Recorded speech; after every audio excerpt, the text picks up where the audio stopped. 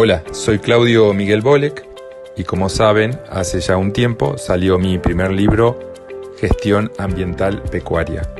Ahora quiero presentarles el segundo libro, Efluentes en Establecimientos Lecheros. Este consta de 8 capítulos en los cuales hablaremos sobre todos los sistemas de producción de leche y el manejo de sus efluentes, desde pistas de alimentación, open lot, compost bar y freestall, con su punto común, la sala de ordeñe.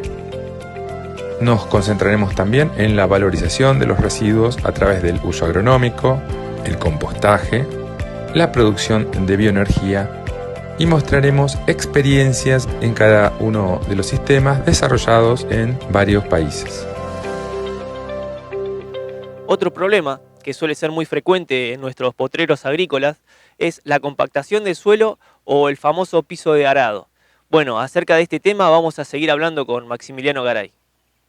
La vez pasada habíamos hablado algo de los problemas de químicos, principalmente de sales y sodio, y bueno, ahora nos podríamos ocupar un poco de lo que son los problemas físicos del suelo, que normalmente uno de los problemas más difundidos en Argentina y sobre todo en la zona más agrícola es la presencia de capas endurecidas en subsuperficie, que con el tránsito de las maquinarias grandes y pesadas de la siembra directa se fue acentuando y en muchos casos eso se prolonga hasta la superficie del suelo. Entonces, bueno, la parte donde más raíces necesitamos y debemos tener, que es la capa superficial, es por ahí una de las más compactadas del sistema. Lo cual eso puede verse mejorado mediante algunas prácticas y primero, antes que nada, el diagnóstico de la situación. Para diagnosticar este tipo de problemáticas utilizamos herramientas diferentes de las que usamos para detectar problemas de salinidad, siendo lo más común los cilindros de densidad aparente, por ejemplo, o los penetrómetros, por ejemplo. ¿Estos qué me miden? Bueno, los cilindros de densidad aparente son muy utilizados, son bastante confiables en la medida que generan, y son cilindros metálicos que se introducen en el suelo y toman una muestra del tipo no disturbada, que se llama. Es decir, una muestra tal cual está el suelo en su estado natural, con su porosidad, sus grietas si les hubiere, y toda la conformación del volumen que nosotros estamos extrayendo. Normalmente estos cilindros tienen típicamente 5 centímetros de alto por 5 centímetros de diámetro, un volumen aproximadamente de unos 100 centímetros cúbicos, y de ahí sacamos una muestra.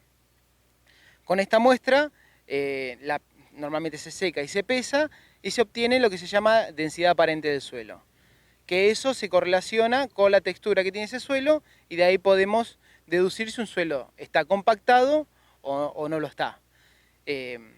También influye el tenor de materia orgánica. Siempre hablamos de que la materia orgánica es muy importante para el suelo. Bueno, esta es una de las derivaciones del contenido de materia orgánica. Si tenemos un contenido deficiente de materia orgánica, tenemos mayor probabilidad de que ese suelo se compacte y se densifique. Para que la gente tenga una idea, un suelo arenoso normalmente tiene una densidad aparente más alta que los suelos arcillosos o más francos. Normalmente andan en 1,40, 1,50, y suelos franco-arcillosos andan en 1,20, 1,10 o 1 gramos por centímetro cúbico. Ese es un tipo de medida que se puede utilizar.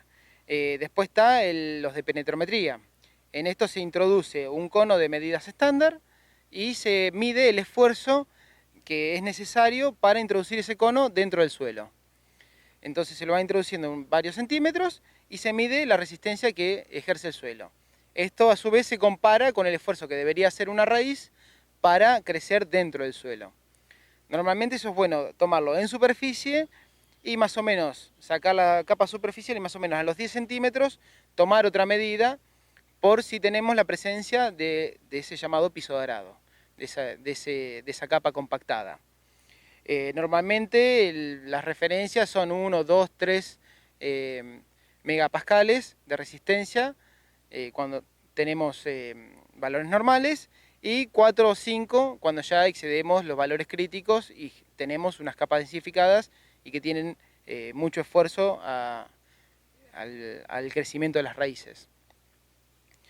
Sí. Cabe aclarar que esta dureza del suelo impide o dificulta el crecimiento de cualquier cultivo, ¿no es cierto? Claro, hay cultivos que, digamos, resisten o toleran un poco mejor las capas compactadas. Por ejemplo, los cultivos de raíces pivotantes, cuando tienen una humedad suficiente, atraviesan esas capas compactadas y a medida que van creciendo, digamos, hacen un trabajo de subsolado natural y entonces van rompiendo esa capa.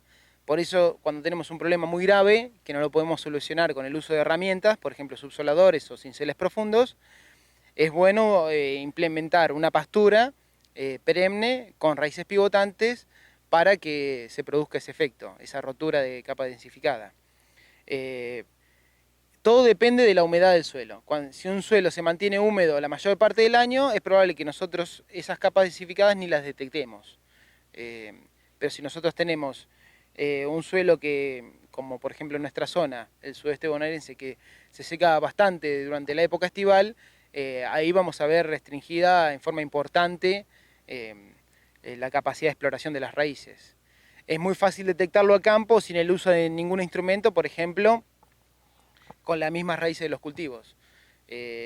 Un método casero de diagnóstico es, por ejemplo, ir con la pala y ver donde tenemos malezas de raíces pivotantes, por ejemplo la flor amarilla es muy utilizada, la sacamos y vemos si la raíz tiene un desarrollo normal hacia abajo, lineal, estamos en ausencia de problemas, y si nosotros vemos que la raíz dobla y toma un camino alternativo de una forma poco natural, bueno, es que en ese punto se encontró con algún impedimento que no la dejó crecer. Si eso lo vemos repetido en varias plantas, quiere decir que no fue algo puntual, sino que está extendido en todo el lote. Normalmente cuando eso sucede, bueno, alguna medida tendríamos que tomar, porque parte del año el suelo va a estar con una humedad deficiente, lo que exacerba ese tipo de problemas. También se pueden utilizar, una vez que solucionamos el problema, rompiéndolo con algún implemento mecánico, esa capa compactada, fragmentándola, podemos hacer uso del tránsito controlado, es decir, transitar siempre por los mismos lugares con la maquinaria. Entonces vamos a densificar o compactar siempre una misma huella.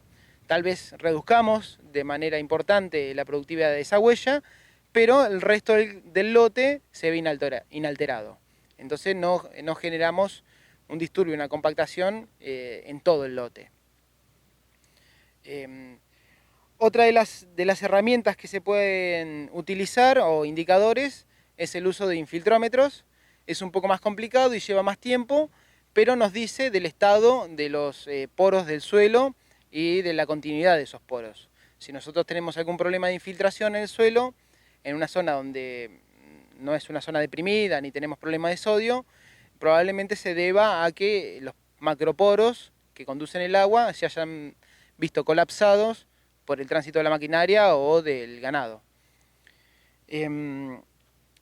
Otra información que podemos obtener, también similar, con la distribución del tamaño de poro, es haciendo un análisis adicional a esos cilindros de densidad aparente que nosotros comentamos inicialmente. Ahí se puede ver cuáles son las constantes hídricas de esos cilindros y ver qué cantidad de agua retienen esos cilindros a capacidad de campo y punto de marchitez permanente, por ejemplo. Y de esa manera también relacionamos esas cantidades de agua con un tamaño de poro y vemos si mantenemos una relación saludable de macro, micro y mesoporos en el suelo, o si, por ejemplo, ya no contamos más con macroporos, contamos con muy pocos mesoporos y solamente nos quedan los poros más finitos, que son muchas veces inaccesibles para las raíces de las plantas.